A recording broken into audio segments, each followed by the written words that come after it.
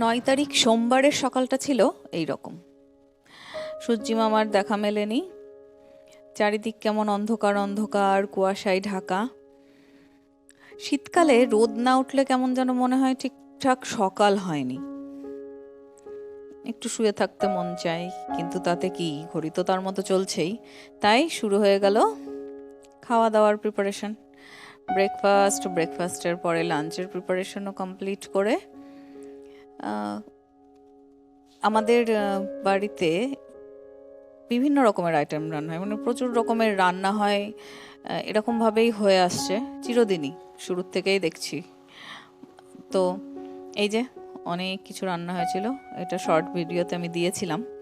তো দুপুরে খাওয়া দাওয়ার পরে রেস্ট নিয়ে সোজা একদম সন্ধ্যাবেলা দিদিভাই এসছিল, মানে আমার ননদিনী এসছিল, সবাই মিলে গল্প করছিলাম। আমি ওই চা খাবো না তোমাদের, আমি দুধ চা খাবো।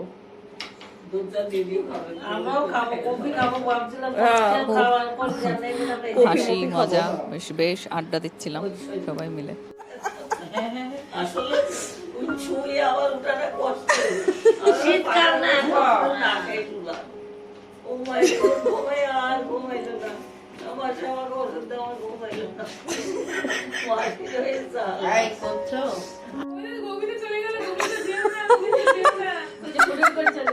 শাশুড়ি মা দেখেছিলেন এক স্বপ্ন, সেই স্বপ্ন দেখা নিয়েই হাসাহাসি চলছিল আমাদের।